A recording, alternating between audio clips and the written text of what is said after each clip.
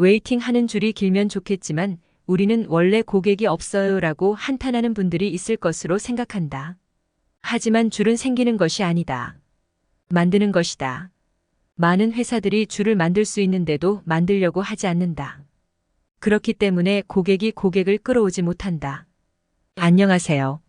오늘 부자도서관이 준비한 내용은 마케팅의 신이라고 불리는 간다 마사노리의 입소문 마케팅에 관한 이야기입니다. 작은 가게에서 웨이팅줄을 세우는 비법이며 바로 써먹을 수 있는 현실적인 내용을 담고 있습니다. 내 사업체에 웨이팅줄이 필요하신 분은 꼭 끝까지 시청해주세요. 미국의 어떤 심리학자가 이런 실험을 했다. 뉴욕 맨허튼에서 한 사람이 도로에 나와 손가락으로 하늘을 가리킨다. 그러면 지나가던 사람들이 방해가 되니 불만을 터뜨린다. 이번에는 3명이 같은 행동을 해보았다. 그러자 30분 후에는 도로에 버스가 움직이지 못할 정도로 사람들이 몰려들었다. 인간은 이와 같은 군중의 모습에 약하다. 사람이 몰려있는 모습을 보는 것만으로 대체 왜 줄 서 있어요? 라고 묻게 된다. 저도 잘 몰라요. 그냥 서 있길래 저도 서봤어요. 라는 답이 돌아오기도 한다. 이런 군중 심리는 그 활용 방법을 알면 입소문을 내는데 굉장히 유리하다. 우리 사무실 근처에 있는 라면 가게는 고객의 행렬이 끊이지 않고 늘 손님으로 가득하다. 2층에도 자리가 있는데 이 2층 좌석은 학생들만을 위한 전용 좌석으로 해두었기에 일반 손님은 들어갈 수 없다. 손님을 기다리게 할 바엔 2층 자리도 안내해주는 편이 돈을 더 많이 벌 수 있을 텐데. 라는 생각이 들지만 반대로 늘 줄이 길기 때문에 오히려 항상 입소문이 나는 것이기도 하다. 한번 이 가게에서 먹은 손님은 친구에게도 말하고 싶어진다. 왜냐하면 늘 사람들이 길게 줄을 서 있어서 보통은 쉽게 들어올 수가 없기 때문에 자신이 특별하게 경험한 것에 대한 우월감이 생겨 자랑하고 싶어지는 것이다. 이처럼 고객이 모이는 곳에는 언덕길에서 눈을 굴리면 그 눈덩이가 점점 더 불어나는 것처럼 손님 역시 점점 모이게 된다. 나는 이것을 자전거 바구니의 법칙이라고 부르고 있다. 역 앞에 있는 자전거의 바구니에 휴지를 하나 넣어둔다. 그러면 얼마 지나지 않아 휴지는 2개가 되고 3개가 된다. 다음 날 휴지로 가득 차게 된다. 이것은 휴지만의 이야기가 아니다. 모든 것에 적용할 수 있다. 예를 들어 모금을 한다고 하자. 투명한 모금함을 2개 준비해서 하나의 모금함에는 동전이나 지폐를 조금 넣어두고 또 다른 하나에는 아무것도 넣지 않는다. 그러면 동전이나 지폐를 넣어둔 상자는 아무것도 넣어두지 않은 상자에 비해 조금 빠른 속도로 모금이 된다. 이처럼 물체 자체에는 인력이 있어서 끌어당긴다. 이와 같은 법칙을 생각하면 웨이팅줄이 생기는 곳은 고객이 고객을 부르는 것이다. 웨이팅 하는 줄이 길면 좋겠지만 우리는 원래 고객이 없어요 라고 한탄하는 분들이 있을 것으로 생각한다. 하지만 줄은 생기는 것이 아니다. 만드는 것이다. 많은 회사들이 줄을 만들 수 있는데도 만들려고 하지 않는다. 그렇기 때문에 고객이 고객을 끌어오지 못한다. 그렇다면 웨이팅 줄을 만들기 위해서는 어떻게 해야 할까? 사실 굉장히 간단하다.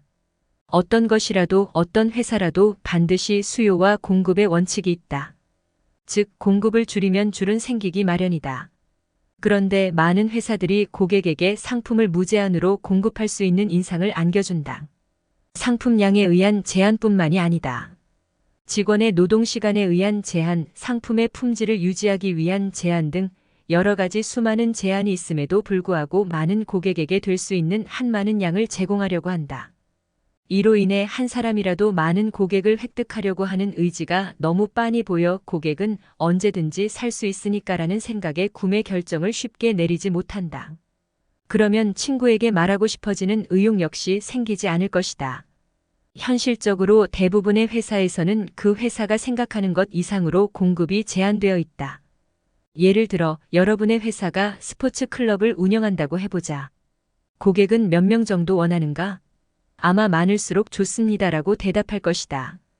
하지만 현실적으로 공간이나 직원의 수를 생각해보면 300명 정도의 고객밖에 모을 수 없을지도 모른다. 더욱이 각각의 강사가 가르치는 회원의 수는 30명이 한계일지도 모른다. 스쿼시 클럽에 이미 23명의 회원이 있다면 모을 수 있는 회원은 7명이다. 그 7명 중 이미 3명이 예약을 끝냈다면 결국 남은 4명만 모집할 수 있게 된다. 이처럼 전체의 파이로 보는 것이 아닌 부분으로 세분화하면 공급은 생각한 것 이상으로 한계가 있다. 그러면 손님들이 줄을 서게 만들기 위해서는 그렇게까지 큰 노력을 기울이지는 않아도 된다. 웨이팅 줄을 만들면 회사에 많은 이익을 가져다 준다. 먼저 고객이 고객을 부른다. 가격을 올릴 수 있는 계기가 되기도 한다. 또한 고객을 모으는 데 시간을 들이는 것이 아닌 고객에게 서비스하는 것에 시간을 투자할 수 있다. 당연히 불만을 표하는 고객도 있을 것이다. 하지만 그 고객에게 미안한 마음이 들어 공급을 올려버리면 대개의 경우 질이 떨어지기 마련이다. 그 결과 지금까지의 고객은 떠나게 된다. 웨이팅이 사라지게 되는 것이다. 그럼 입소문을 일으키는 힘도 약해진다. 이렇게 악순환에 빠지게 될 위험성도 높아진다. 어떤 레스토랑은 낮에 한 팀, 밤에 한 팀으로 매일 딱 2테이블만 예약을 받고 있다. 그 결과 이미 반년 정도는 예약이 꽉 차 있다. 여행회사 트랩 넘버원은 과거에 항공권을 너무 싸게 팔아 업계의 비난을 받게 되자 회원제로 운영 방침을 변경했다. 그 결과 기존 고객이 연회비를 납부하며 회원을 유지했을 뿐만 아니라 주변의 소개 비율 역시 높아졌다고 한다. 라면집 메네스는 지금까지 운영해왔던 장소가 폐쇄되자 새로운 곳으로 이전하게 되었다. 그때까지 하루에 100그릇 정도가 팔렸음에도 새로 이전한 곳에서는 하루에 20그릇도 팔지 못했다고 한다. 고민하다가 어느 날 2시간 한정 환상의 라면이라고 써붙이고 공급을 2시간으로 제한하자 그 2시간 사이에 60그릇이 팔렸다고 한다. 어떤 회사에서 누구라도 일하기 쉬운 회사입니다라는 문구로 구인 광고를 냈지만 그다지 지원자는 몰리지 않았다. 그래서 이번에는 우리 회사는 자주 모집하지는 않지만 소수의 우수한 인재를 모집하고 있습니다라고 써붙인 순간 지원자가 넘쳐났다고 한다. 언젠가는 생기겠지 하며 막연하게 기다린다고 해서 기다리는 줄이 생길 리는 없다. 공급을 줄임으로써 줄은 스스로 만들어지는 것이다. 그 줄에 섰던 고객이 고생해서 얻은 그 귀중한 체험을 이야기하고 싶어지게 해야 한다. 이는 입소문을 퍼뜨리기 위한 굉장히 강력한 방법이다. 아무리 공부를 해도 마케팅은 항상 어렵게 느껴집니다. 그런데 간다 마사노리 책을 읽고 있을 때는 마케팅이 이렇게 쉬운 거였어? 라는 느낌이죠.